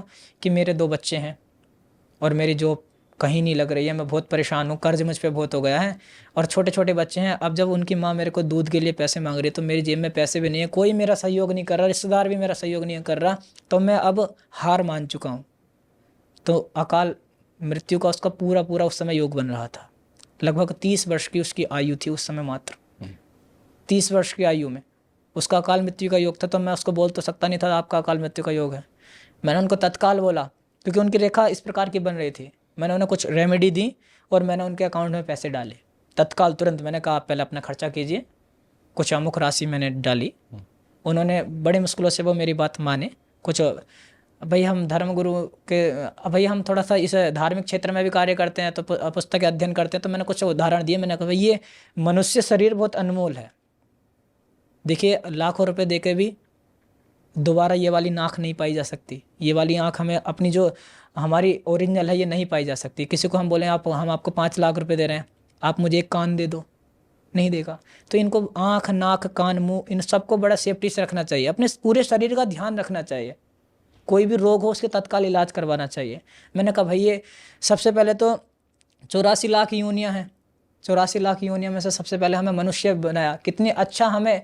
देखिए 84 लाख में से हम फर्स्ट हैं, पहले नंबर की जो योनि है वो मनुष्य है। और आज की तारीख में तो हर कोई छोटी छोटी बातों पे परेशान होकर सुसाइड करने लगा। बहुत ये जब से ये शहर में कल्चर आ गया, लोगों से कट गए, तो ये डिप्रेशन हुआ। इसीलिए मैंने आपसे डिप्रेशन का सवाल पूछा। ये चंद्रमा इनबैलेंस करवाता है मन को। हाँ, कि मन खराब हो जाता है, मस्तिष्क मन मस्तिष्क जब बिगड़ जाते हैं ना, तो उस व्यक्ति का चंद्रमा भी इनबैलेंस। बात जो कह रहे थे नाक, कान, कोई 5 लाख में मांग ले, कोई 10 लाख में मांग ले, तो कोई नहीं देगा। हाँ कोई नहीं दे सकता, बिल्कुल। कोई ये नहीं जिसके पास तो पैसे मैंने उनको नहीं समझा दिया था जी, मैंने उन्हें समझाया। आज उनकी मैंने देखा। अब उसके बाद जो उनका कट था वो धीरे धीरे कम हो गया और वे अब अपनी उस रेखा को पार कर गए हैं, वो सुखी जीवन जी रहे हैं और अभी भी एक अच्छी नौकरी पर भी है। अच्छा। उनको एक प्राइवेट जॉब अच्छी मिली है और उसमें वो बहुत अच्छा कर रहे हैं। अभी उनका बीच बीच में फ़ोन भी आता है। तो ये किसी का करियर है, नौकरी है, किसी की नौकरी चली गई, सब परेशान होते हैं। तो ये कैसे पता पड़ता है हाथ से देख करके आपको ये आदमी बेरोजगार होने वाला है, या बेरोजगार हुआ तो इतने दिन के लिए होगा, इसको दूसरी नौकरी कब मिलेगी? इन सब चीजों का पता चलता है हस्तरेखा से। हाँ, हरिद्वार में एक, और उसका टाइम कैसे आप कैलकुलेट करते हैं कि इतना समय हो सकता है? जी, इसके लिए हम सबसे पहले देख सकते हैं, जैसे हमें कोई व्यक्ति का हाथ देखना हो, हमारे पास कोई क्लाइंट आते हैं, मैं एक उदाहरण और दे देता हूँ आपको कि रेखाएं कैसे बदलती हैं। एक हमारे गुरुजी हैं आचार्य सत्यदेवानंद जी महाराज, बहुत बड़े धर्म के ज्ञानी और ज्ञाता हैं। उनके सानिध्य में रहकर हमने अध्ययन वगैरह किया है और वही हमारे प्रेरणा स्रोत भी हैं। उनको हम हृदय से पसंद करते हैं, क्योंकि हमारे अगर कोई उत्थान का कोई कारक है तो केवल एक वही है। वे ही हमें हमारे एक गांव से लेकर गुरुकुल में एडमिशन उन्होंने हमारा कराया, और उन्हीं के सानिध्य में रह के हमने शिक्षा दीक्षा प्राप्त की। उनके हाथ पर एक दिन मैं ट्राई कर रहा था, क्योंकि उनसे मैं जुड़ा हुआ हूँ लगभग 8 साल से। तो मस्तिष्क रेखा थी वो थोड़ी कम थी, वो उतनी नहीं थी जितनी होनी चाहिए थी। वो मेरे से पूछते थे कि बताइए आप मेरी मस्तिष्क रेखा कैसी है। मैंने कहा अच्छी है, क्योंकि गुरुजी की तो अच्छी बताई जाएगी, जिसको हम अपना प्रेरणा स्रोत बनाते हैं। लेकिन अब मैंने उनको देखा 8 साल बाद, तो वो काफ़ी बढ़ के आगे पहुंच गई है, क्योंकि उन्होंने अपने मस्तिष्क का काफ़ी ज़्यादा उपयोग किया है, क्योंकि वो उस क्षेत्र में कार्य करते हैं। वो भी धर्म ग्रंथों को, गीता, उपनिषद इत्यादि में काफ़ी समय अपना बिताते हैं और अपने दिमाग का ज़्यादा यूज करते हैं, तो उनकी दिमाग की रेखा बढ़ने लग गई। आप अपने हृदय का ज़्यादा यूज करेंगे तो आपकी हृदय रेखा बढ़ने लग जाएगी, और आप काफ़ी ज़्यादा परिश्रम करेंगे तो आपकी परिश्रम की रेखा होती है वो बढ़ने लग जाएगी। आप व्यापार करेंगे तो आपकी व्यापार की रेखा बननी स्टार्ट हो जाएगी। तो वही मैंने रोजगार वाला आपसे पूछा था, वो कैसे पता पड़ता है किसी का कि रोजगार बेरोजगार क्या है वो? देखिए, रोजगार से बेरोजगार और बेरोजगार से रोजगार, ये दोनों ही व्यक्ति हो सकते हैं। सबसे पहले रोजगार की बात करते हैं कि भाई बेरोजगार से रोजगार में व्यक्ति कैसे जाता है, उसकी बात करते हैं। जब कोई व्यक्ति बेरोजगार है, स्ट्रगल कर रहा है, तो पहले तो उसको एक अच्छी दिशा मिलनी चाहिए। अक्सर होता यह है कि व्यक्ति गलत दिशा चुन लेते हैं बिना दिशा को रेखे। अगर हमें कोई कहीं जाना है तो उसके लिए हमें पहले सेट करना होता है कि हमें इलाहाबाद जाना है, हमें मुंबई जाना है। जिसका ये सेट नहीं होता कि हमें कहाँ जाना है, वही भटक जाता है। जिसका पहले से ये नहीं होता, उसको पता नहीं होता, किसी शास्त्री, किसी आचार्य, किसी ऐसे ज्योतिषाचार्य से वो परामर्श नहीं लेता कि मेरा कौन सा ग्रह अच्छा है, कौन सा ग्रह बैलेंस है, मुझे क्या करना चाहिए, और बिना देखे चलने लग जाते हैं, वो अक्सर भटक जाते हैं। कोई इंसान अपने जीवन में क्या करेगा, आईएएस आईपीएस जैसे बड़े हासिल करेगा, ये कैसे पता चलेगा? जब भी किसी व्यक्ति को आईएएस, आईपीएस, राजनीति में कोई बड़ा पद चाहिए रहता है, उसके लिए उसका सूर्य का अच्छा होना बहुत जरूरी है। और सूर्य पर इस प्रकार की लाइन जो हमने ड्रॉ की है, यदि ये लाइन बनी है और सूर्य पर्वत अच्छा है, तो ऐसे व्यक्ति अगर आईएएस के लिए तैयारी करे तो बड़ी रैंक को प्राप्त कर सकता है, सिक्योरिटी तक बन सकता है। क्या किसी के हाथों में ऐसी रेखा है जो उसे बदनाम कर सकती है? बिल्कुल। शुक्र पर्वत पर अगर इस प्रकार की रेखाएं बन जाएं, जैसे हम आपको दिखा रहे हैं, ये कुछ खड़ी लाइनें होती हैं जिनको हम राहु रेखाएं बोलते हैं। ये 2 लाइन जो आपने ड्रॉ की है, ऐसी अधिक रेखाएं हो जाएं और इसके ऊपर से 2 और लाइन, ये जाल बोलते हैं, ये जाल बन जाए, तो ऐसा व्यक्ति काम के जाल में फंस जाता है। स्त्री उसको बदनाम कर देती है, या फिर वो पुरुष है तो स्त्री बदनाम करवा देते हैं, और वो स्त्री है तो पुरुष उसको बदनाम करवा देते हैं। किसी के हाथ में अकाल मृत्यु की रेखा है, हाँ, तो वो कैसे पता पड़ेगा और वो क्या करे? अकाल मृत्यु कई प्रकार से हो सकती है। समुद्र में या फिर पानी में डूबकर कोई मृत्यु होना, अग्नि से मृत्यु हो जाना, अलग अलग, या फिर अकस्मात मृत्यु हो जाना, उसको हम अकाल मृत्यु बोलते हैं। वो जब भी होती है तो हमारी लाइफ लाइन पर इफेक्ट आता है। लाइफ लाइन हमारे बीच से टूट जाए और लाइफ लाइन पर एक क्रॉस का साइन बन जाए, तो ऐसे में घटना होती है। अब घटना में यदि भगवान का साथ रहा तो व्यक्ति बच जाता है और आगे भी जीवन उसका अच्छा चलता है। वहीं पर एक बहुत बड़ा अकाल मृत्यु का दोष बनता है, उसको अभी हम बताना नहीं चाहते, लेकिन फिर भी बता देते हैं, क्योंकि उसको हर कोई रिवील नहीं करता, बताता नहीं है, क्योंकि डर भी जाते हैं। तो किसी को डरने की आवश्यकता नहीं है। आप अपने हाथ में बिना किसी एस्ट्रोलॉजर के पास जाए उसका खुद आकलन मत करना, लेकिन अगर आप पूछना चाहते हैं तो आपको बताते हैं जो हमने किताब में पढ़ा है। यदि हृदय रेखा, मस्तिष्क रेखा और जीवन रेखा, तीनों रेखा पर नक्षत्र का साइन एक साथ बन जाए तो उस व्यक्ति की अकाल मृत्यु हो जाती है। कोई रास्ता नहीं तय है, ये तय है, लेकिन भगवान से बड़ा कोई नहीं है। अकाल मृत्यु को टालने के लिए काल के पास जाना पड़ता है, जो काल के स्वामी है, महाकाल जी। महाकाल की आराधना की जाए, महामृत्युंजय का अनुष्ठान किया जाए। तो हमने ऐसे ऐसे लोग देखे हैं जो बिल्कुल मरने के कगार पर थे, और हमने कईयों को, हमने खुद भी, हम अपने कोई वो नहीं कहते, भगवान ने उनको उठवाया जिनके लिए हमने जप कराया, बेड से ऊपर उठ गए। हमारे नाइजीरिया में हैं कुछ, उनके संबंधी हैं मुंबई में, जिनको एक कैंसर पीड़ित हो गए थे, अभी उनका महामृत्युंजय किया, अभी वे स्वस्थ हैं, रिकवरी। स्वस्थ हैं? हाँ, लगभग अभी 15 दिन हो। इतनी ताकत होती है? इतनी ताकत मंत्रों में, महामृत्युंजय में होती है, जप में होती है। अच्छा, हम आपसे एक बड़ा बचपन का सवाल पूछ रहे हैं। जब बचपन में हम छोटे हुआ करते थे ना, तो हाथों को ऐसे बनाया जाता था, खासकर लड़कियों को, जो हमारी हाँ बहनें हैं चाहे कोई हैं, तो ऐसे हाथ बनाती तो बोलती है चांद बना तो दूल्हा सुंदर मिलेगा या दुल्हन सुंदर मिलेगी। तो क्या सही में ऐसा होता है कि चांद बनने से दूल्हा सुंदर और सुंदरी 40% ऐसा होता है। होता ऐसा है? होता है जब ये दोनों रेखाएं हमारी अच्छी होती हैं जी। तो हमें सौम्य, अच्छे, सुंदर वर्ण वाले और अच्छे हृदय वाले पुरुष की प्राप्ति होती है, यदि महिलाओं के हाथ में है तो। और ये पुरुष के कहीं हाथ में है ठीक तो? पुरुष के हाथ में है तो एक अच्छी महिला उसको मिलती है। दोनों जने अपने लाइफ को अच्छे से एंजॉय करते हैं और एक दूसरे की बात को समझते हैं। एक ब्यूटीफुल लाइफ पार्टनर उसको वास्तव में मिलता है अगर ऐसा बना है तो। ये कोई भ्रांति नहीं है। तो हम दोनों के तो चांद बने हुए हैं। तो आपको पार्टनर भी आपके सुंदर और ठीक है, अच्छे ही होंगे, केयर करने वाले होंगे। हाँ, बिल्कुल। मैं ये पूछ रहा था कि किसी से ये कैसे पता पड़े कि कोई आदमी जिससे आप दोस्ती कर रहे हैं या रिश्ता रख रहे हैं, गर्लफ्रेंड, बॉयफ्रेंड, पति पत्नी, वो आपको कभी धोखा नहीं देगा? ऐसा पता करने के लिए एक लाइन है जिसको हम बोलते हैं हार्ड लाइन। हार्ड लाइन और उसका कम्युनिकेशन, यदि उसमें देखना पड़ेगा कि दोनों व्यक्ति का स्वभाव कैसा है। आप जिसके साथ डील करने जा रहे हैं उस व्यक्ति का स्वभाव कैसा है। जैसे कि माना आपका स्वभाव सौम्य है तो इनका स्वभाव भी सौम्य होना चाहिए। दोनों का स्वभाव गुण धर्म मिलता है तब व्यक्ति की पार्टनरशिप लंबे समय के लिए चलती है, चाहे वो लव में हो, व्यापार में हो, चाहे जॉब में हो, किसी भी चीज में हो। तो उसके लिए आप हार्ड लाइन देखिएगा। ये हार्ड लाइन होती है हृदय रेखा। यदि आपकी बृहस्पति पर्वत तक जा रही है, बृहस्पति पर्वत आप सब जान चुके हैं, ये वाली उंगली के पास तक अगर जा रही है तो ऐसा व्यक्ति कभी किसी को धोखा नहीं दे सकता। कभी किसी को ऐसा व्यक्ति धोखा नहीं दे सकता। ऐसे व्यक्ति के साथ पार्टनरशिप कर लेनी चाहिए। आजकल ट्रस्ट इशू बहुत ज्यादा हो गया है। खासतौर जो जनरेशन है, यंग जनरेशन, गर्लफ्रेंड बॉयफ्रेंड जो भी हैं, उनको भरोसा नहीं होता एक दूसरे पर। ऐसा क्यों होता है? ये क्या, क्यों ऐसा? कौन सी रेखाएं या कौन सी ग्रह हैं जो ऐसा करवाते हैं कि ट्रस्ट नहीं कर पाता आदमी किसी? देखिए, इसके लिए एक तो अपना वर्तमान प्रचलन है कि आजकल ऐसे ट्रेंड बन गया है कि भाई पहले हम साथ रह के देख लेते हैं, बाद में शादी कर लेंगे, जो सरासर गलत है। जी जी जी। ठीक है, सनातन धर्म इसकी अनुमति नहीं देता है। और उसके बाद शुक्र का कुछ प्रभाव होने से, और आजकल राहु का युग है, राहु और शुक्र पर दोनों पर क्रॉस बन जाए तो कामुकता से व्यक्ति विचलित रहता है और उसके साथ साथ राहु उसकी मति भ्रमित कर देता है। तो जब काम उसके सर पर हावी हो जाता है तो व्यक्ति ऐसा करता रहता है कि जैसे कपड़े बदलता है वैसे गर्लफ्रेंड बॉयफ्रेंड बदलते रहते हैं। एक्स्ट्रा मैरिटल अफेयर किसी का है, ये भी क्या पता चलता है? तो 100% पता चलता है। कैसे?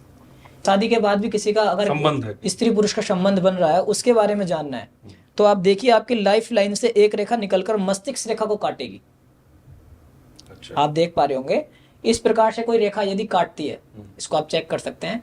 जितनी बार काटेगी, 1 बार, 2 बार, 3 बार, 4 बार, उतनी ही स्त्रियां शादी के बाद भी व्यक्ति के जीवन में आएंगी, या उतने ही पुरुष आएंगे? उतने ही पुरुष आएंगे। दोनों के लिए बराबर होती है, दोनों के लिए बराबर। अब उन पर अंकुश कर पाए, संयम कर पाए, लेकिन फिर भी वो कहीं ना कहीं बहक जाते ही है, क्योंकि राहु उनको बहका देता है। क्या गुस्सा होने का भी कोई लाइन होती है? बहुत लोग बहुत ज्यादा गुस्सा करते हैं, बहुत अग्रेसिव होते हैं, वो क्यों होता है? देखिए, इसमें अचानक गुस्सा आने का एक कारण मंगल भी है। यदि मंगल पर्वत पर कोई क्रॉस बन जाए, क्रॉस ही नहीं, केवल मंगल इनबैलेंस भी हो। मंगल यहाँ पर उपस्थित होता है अंगूठे के बिल्कुल एकदम नीचे, जहाँ हमने गोला किया हुआ है, यहाँ पर आप चेक कर सकते हैं, यहाँ मंगल होता है।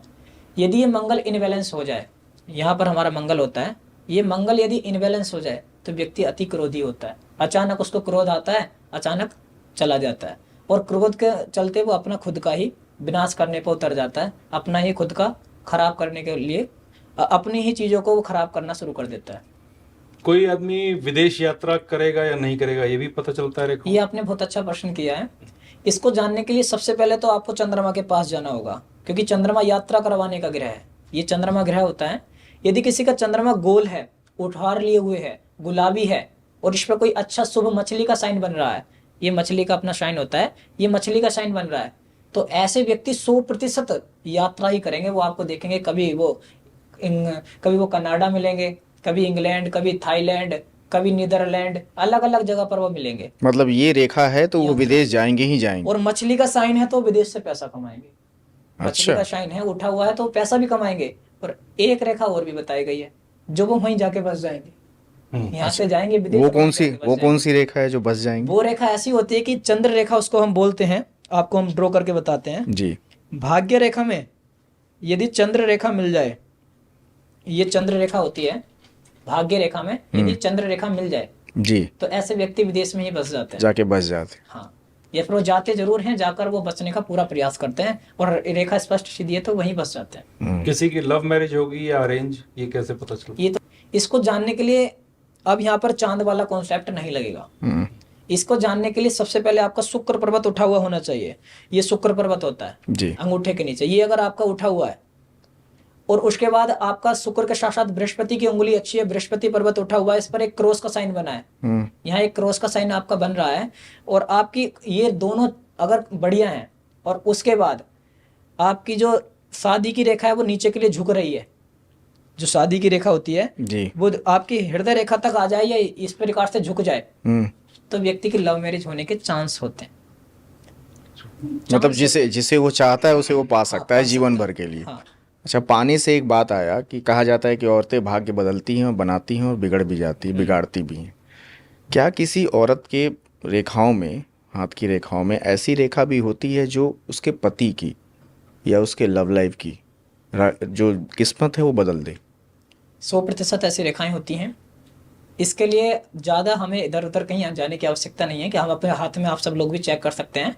अब पत्नी हमारा भाग्य बदलेगी या पत्नी ही हमारा विनाश का कारक बन जाएगी जी। यदि आपकी भाग्य रेखा चंद्र पर्वत से स्टार्ट होती है, चंद्र पर्वत आप सब जान ही चुके हैं, इस चंद्र पर्वत से यदि अपनी भाग्य रेखा स्टार्ट होकर ऊपर के लिए जाती है तो ये निरंतर हमारी उन्नति का प्रतीक है। शादी के बाद हमारा भाग्य बदलना स्टार्ट हो जाता है। ये औरतों में हो तो सबसे ज्यादा पति के भाग्य बदल। हाँ, पति के आते ही उनके जीवन में अच्छे सुख, शांति, समृद्धि सब आनी स्टार्ट हो जाती है।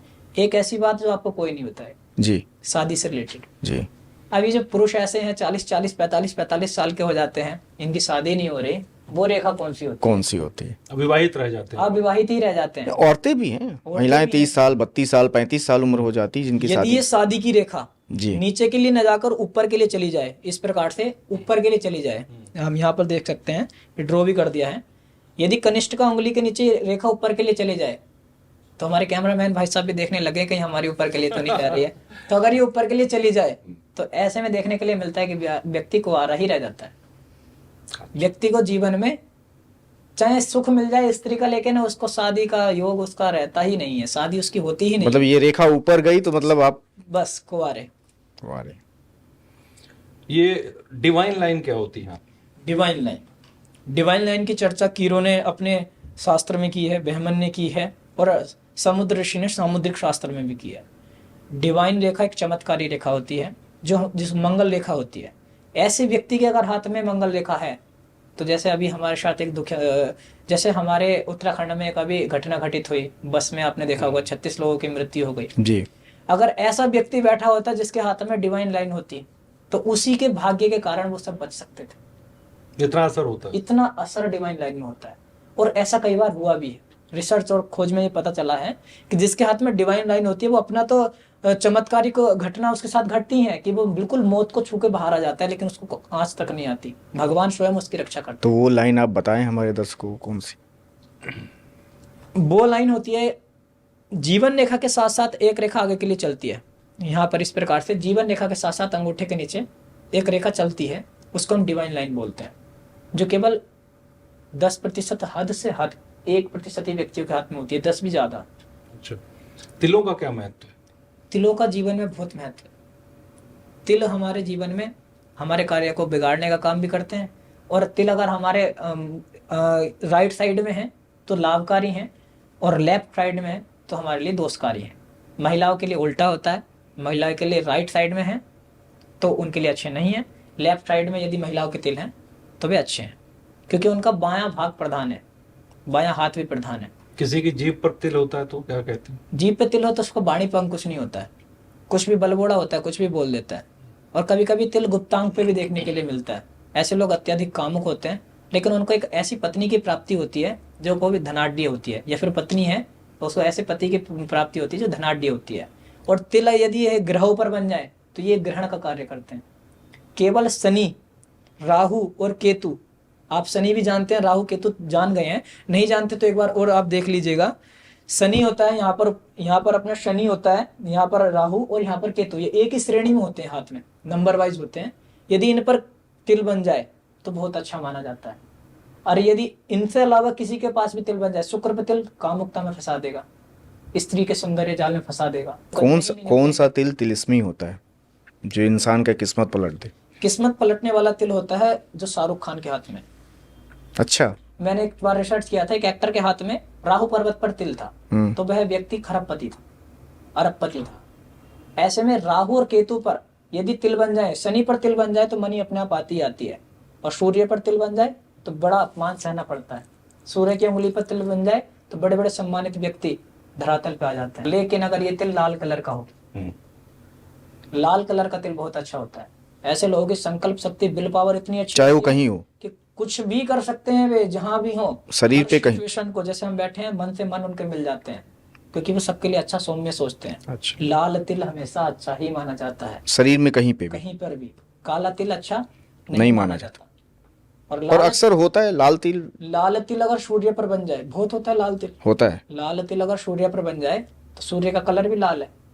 मंगल पर बन जाए तो पुलिस में बड़ा अधिकारी बना देता है, सुरक्षा में बहुत बड़ा अधिकारी बना देता है। आज की तारीख में बहुत सारे लोग, जो कपल जो हैं, वो बच्चा ना होने से परेशान हैं। तो ऐसी भी कोई रेखा है कि बच्चे नहीं होते, और बच्चे होने के कई सारे तरीके आ गए हैं, उनसे बच्चे हो जाते हैं, तो कई लोगों के सरवाइव नहीं करते। तो कोई है रेखा के जरिए आप ये बता सकते हैं कि ये बच्चे नहीं होंगे, अगर होंगे तो ऐसे होंगे, और इसका उपाय भी है जी। देखिए, यदि किसी को बच्चे नहीं होते, सबसे पहले तो डॉक्टरी सलाह परामर्श लेना ही चाहिए कि भाई शुक्राणु की कोई कमी तो नहीं है। कोई किसी प्रकार की ऐसी कोई डॉक्टरी जांच में जब आ जाए कि सब नॉर्मल है, कोई समस्या नहीं है, फिर भी बच्चे नहीं हो रहे, तो इसके लिए उपाय भी है कि हमारे हाथ में 18 रेखाएं बच्चों की होती हैं। सबसे पहली रेखाएं शुक्र पर्वत पर विराजमान होती हैं। यदि शुक्र पर्वत पर रेखाएं बनी हैं, और शुक्र पर्वत पर बड़ी बड़ी रेखाएं बनी हैं, आपको हम ड्रॉ करके दिखाते हैं, अपने हाथ में दिखाते हैं। यदि शुक्र पर्वत पर इस प्रकार से रेखाएं बनी हैं, तो ये एक पहला साइन है कि बच्चे होने चाहिए। उसके बाद यदि जीवन में जो हमारी लव रेखा है, ये जो हमारी शादी की रेखा है, इसके ऊपर इस प्रकार से लाइन है, तब भी ये साइन है कि बच्चे होने के चांस है। जिन महिलाओं को बच्चे नहीं होते, वे महिलाएं कैसी होती हैं कि उनका जाल बना हुआ होता है अपने बृहस्पति पर्वत पर। ये अपना बृहस्पति पर्वत है, ये आप देख लीजिए अच्छे से, इस पर जाल बना हुआ हो, एक हैज का साइन, आम भाषा। बिल्कुल। यदि वो बना हुआ है तो ऐसी महिलाओं को बच्चों में समस्या होती है। यदि ये रेखाएं डिस्टर्ब हो जाएं, शुक्र पर्वत वाली टूटी हुई हो, आदि हो, इनमें कोई राहु रेखाएं काटें, तब बच्चों में समस्या आती है। इसके लिए संतान गोपाल का पाठ अपने घर में करवा लेना चाहिए। ये मनी ट्रायंगल क्या होता है? आप ये जो बीच में देख पा रहे हैं, एक हमने कलर से भी किया हुआ है, इसको हम मनी ट्रायंगल बोलते हैं। ये मनी ट्रायंगल किसी व्यक्ति के हाथ में है तो ऐसे व्यक्ति की मनी मैनेजमेंट पावर बहुत अच्छी होती है। ऐसे व्यक्ति को आप 1 लाख रुपए दे दो, वो उसको खर्च भी कर देगा, लेकिन उसके पास इतना बचा लेगा कि अगर कल कोई आप मांगने लग जाए तो रिकवर करके भी दे देगा। मनी मैनेजमेंट अलग चीज़ होती है और करोड़ों अरबों आना अलग चीज़ होती है। यदि ग्रह साथ दें और ये वाला ट्रायंगल बना हो तो व्यक्ति करोड़ों कमाएगा भी और बचाएगा भी। अमूमन कहा जाता है कि जिसका ट्रायंगल बनता है उसके पास पैसा बहुत होता है। देखिए, ये 50% सत्य है और 50% अच्छा। कारण ये है, मनी ट्रायंगल अच्छा बना हुआ है लेकिन बीच में क्रॉस बन गया। मनी ट्रायंगल तो बना है लेकिन शनि पर्वत पर क्रॉस है, तो सारा पैसा कर्ज में चला गया। शनि पर्वत पर यदि दबा हुआ है तो 100% कर्ज होता है, 100%, 101 बोल सकते हैं, लेकिन 99 नहीं होता है। कारण ये है, शनि पर क्रॉस बन गया तो सारा पैसा कहाँ चला गया? कर्ज में, रोक में, दुख में। अगर ये क्रॉस बन गया सूर्य पर्वत पर तो सारा पैसा कहाँ चला गया? सम्मान में। सम्मान के चक्कर में सारा पैसा, जैसे बहुत लोगों को आप देखेंगे कि सम्मान के चक्कर में बहुत खर्चा कर देते हैं अपना। प्रतिष्ठा में प्राण गंवाने वाली जो कहावत। हाँ। यहीं पर बुध पर कोई साइन बन जाए तो व्यापार में सारा पैसा चला गया। यदि उसके 9 ग्रहों में से 5 ग्रहों पर मनी ट्रायंगल बन जाए तो उसको राजा बोलेंगे। राजा, आज का राजा। मनी ट्रायंगल कितनी पावर होती है।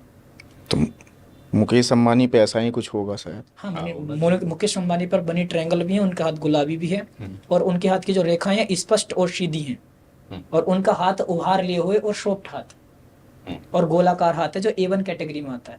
अच्छा। कोई आदमी सरकारी नौकरी में जाएगा या अपना प्राइवेट का नौकरी करेगा या बिजनेस करेगा, ये कैसे पता चलता है?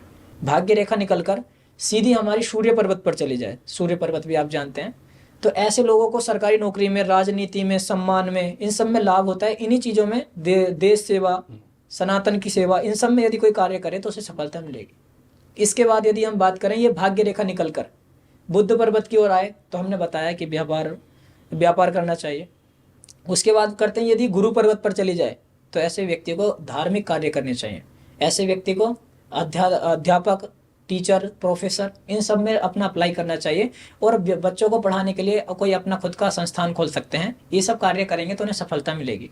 उसके बाद हम बात करते हैं यदि ये दिशा रेखा चंद्र पर्वत पर जाए तो ऐसे व्यक्ति को विदेशों में कॉन्टैक्ट बनाने चाहिए, संपर्क करना चाहिए, यात्राएं करनी चाहिए। ऐसे लोग डीलिंग करने में बहुत अच्छे होते हैं और विदेश में डील करना होता है, तो ऐसे लोग वहाँ पर अच्छा व्यापार, अच्छा नौकरी सब कुछ कर सकते हैं यदि चंद्र पर्वत पर जाए तो। और यही रेखा यदि राहु पर जाए तो व्यक्ति को ट्रेडिंग भी करके एक बार देख लेनी चाहिए। मैं ये नहीं कहता, मैं जुए की कभी सपोर्ट नहीं करता, ये जुआ नहीं है, इसको कोई बोलते हैं। ट्रेडिंग नहीं करनी चाहिए, लेकिन स्टॉक मार्केट में अपना कुछ पैसा इन्वेस्टिंग, कुछ फंड, कुछ अपने बच्चों के लिए ऐसा कुछ कर सकते हैं। भविष्य के लिए आप कर भविष्य के लिए सेविंग कर सकते हैं, क्योंकि राहु जो है वो अचानक पैसे देने वाला है। अचानक पता नहीं कौन सा जो स्टॉक है वो गति पकड़ जाए जी। और वो गति जब भी पकड़ेगा जब आपका राहु बैलेंस होगा। यही है केतु पर चली जाए तो व्यक्ति भक्ति भाव में बहुत पैसा कमाता है। यदि किसी के हाथ में भाग्य रेखा ही ना हो तो उसका भी विधान है महाराज। और शनि छोड़ दिया आपने, शनि पर चली जाए तो? अगर ये शनि पर चली जाए तो व्यक्ति अपने भाग्य पर खाता है, उसका भाग्य पहले से उसे निर्धारित करता है, वो फील्ड नहीं चुनता, फील्ड उसको चुनता है। तो जिसके पास भाग्य रेखा नहीं है, आप बता रहे थे, उसका अद्भुत होते हैं महाराज ऐसे लोग भी। जिसके हाथ में भाग्य रेखा ना हो ऐसे लोग कर्म प्रधान होते हैं। किसी भी कार्य में ऐसे व्यक्ति देखे होंगे आपने कि एक व्यक्ति ऐसा होता है कि वो किसी भी कार्य में हाथ डाले वो काम बन जाता है। वो जिस क्षेत्र में मेहनत करे उसमें कामयाब होता चला जाता है, चाहे वो उसका क्षेत्र हो या ना हो। तो ऐसा वो उनका होता है जिसके हाथ में भाग्य रेखा ही ना हो, क्योंकि इनका मतलब ये होता है कि उनका कभी जन्म नहीं हुआ, वो पहली बार इस पृथ्वी पर आए। अच्छा, कोई हिसाब नहीं, कोई उनका हिसाब नहीं है, क्योंकि उनका कोई प्रारब्ध ही नहीं है। या तो वो सब इक्वल हो चुका है, क्योंकि वहाँ पे धर्म संसद बैठती है पूरी धर्मराज के यहाँ, तो उनका इक्वल हो गया है। अब वो नया जीवन में आए हैं कि जाओ और प्रभु को प्राप्त कर लो और अपनी नई किस्मत बनाओ, नई किस्मत बनाओ, नया प्रारब्ध अगले। अब वो अच्छा करेंगे तो इसी जन्म में तत्काल उन्हें फल मिल जाता है। उनके लिए स्वर्ग नरक यहीं होते हैं, और अच्छा करेंगे तो यहीं पर उन्हें स्वर्ग के फल मिलते हैं, अच्छा ऐश्वर्य आराम मिलते हैं। तो ये बहुत यूनिक बात है। जिनके हाथ नहीं होते उनका क्या, रेखाएं तो उनके पास नहीं। ये तो बड़ा पॉपुलर सवाल पूछ लिया आपने। आजकल हम देखते हैं पॉडकास्ट अलग अलग सब में जब बड़े बड़े ज्ञान देने आते हैं लोग, जिनके हाथ नहीं है साहब, उनका क्या होगा? इसमें एक प्लस कर दूं मैं। एक शख्स है, निक नाम है उनका, ऑस्ट्रेलिया के मेलबर्न में उनका जन्म हुआ। उनके दोनों हाथ नहीं है, दोनों पैर भी नहीं है, पैर की सिर्फ ये 4 उंगलियां हैं। वो अच्छा तैराकी करते हैं, अच्छे स्विमर हैं, अच्छा लिखते हैं, अच्छा पेंटिंग करते हैं। सिर्फ पैर की 4 उंगलियों के बदौलत उनके ना हाथ हैं ना पैर है। हमारा सनातन बड़ा एडवांस है। गर्गाचार्य जी को इस सब चीज़ों का भान था और भृगु ऋषि को इस सब चीज़ों का पता था। भविष्य उनके भी होते हैं जिनके हाथ नहीं होते, ये बात बिल्कुल सही है। तो क्या उनका माथे नहीं होते? क्या उनका मस्तक नहीं होता? क्या उनके लक्षण नहीं होते? लक्षण शास्त्र है, हस्तरेखा शास्त्र, लक्षण शास्त्र का अंग। उनके कान तो होंगे, उनके माथे पर रेखा होंगी, उनके पैरों के पंजों पर रेखा होंगी। माना उनके हाथ नहीं है, लेकिन उनका जन्म समय तो होगा। ठीक है, जन्म स्थान, जन्म समय से उनकी कुंडली बनाई जा सकती है। अब उनकी कुंडली भी नहीं है, उनको नहीं पता, उनके माता पिता को नहीं पता जन्म समय जन्म स्थान कब है, तो सीधी सी बात है आप आ जाइए, प्रश्न लगन कुंडली का विधान है। ज्योतिष तो बड़ा गूढ़ विषय है। अब सब कुछ छोड़िए, उनकी समस्या पकड़ती पता चल जाएगा ग्रह कहाँ चल रहे हैं। कोई कह दे मुझे कर्ज है, मंगल इनबैलेंस है। कोई कहे मैं बहुत डिप्रेशन में हूँ, चंद्रमा इनबैलेंस है। कोई कहे हम पे पैसा नहीं आता, पैसा टिकता नहीं है, तो बृहस्पति इनबैलेंस है। आप तो शनि की महादशा को तो आप जानते ही हैं, 7.5 कहते हैं, 7.5 आते हैं हमारे सब काम बिगड़ने लग जाते हैं। तो ये क्यों होता है? क्योंकि हमें पहले से ही पता होता है कि व्यक्ति हमारे पास आते हैं ना दिखाने कि इनका ये बैलेंस इनबैलेंस है। उन्होंने कह दिया हमें ये समस्या है, समझ लीजिए उनका ये इनबैलेंस है। और प्रश्न लगन कुंडली है, मस्तिष्क रेखा है, पैरों की रेखा है, और लक्षण शास्त्र से उनके चलने का तरीका, बोलने का तरीका, ये सब लक्षण शास्त्र में आता है। इससे पूरा बताया जा सकता है कि आपका क्या भविष्य, भूत भविष्य वर्तमान सब बताया जा सकता है। बहुत धन्यवाद आपका समय देने के लिए हमको, और हम आगे आपसे बात करते रहेंगे। जी प्रभु जी। तो आचार्य वशिष्ठ शर्मा ने बताने की कोशिश की कि आपके हाथों की लकीरें क्या कहती हैं, हस्तरेखा से आप कैसे अपने आने वाले कल का अंदाजा लगा सकते हैं। इस पॉडकास्ट में इतना ही। आगे हम फिर लेकर आएंगे किसी और शख्सियत को, लेकिन जाने से पहले हमारी गुजारिश है कि आप हमारे चैनल पॉडकास्ट वाला को सब्सक्राइब, लाइक, शेयर और कमेंट जरूर करें।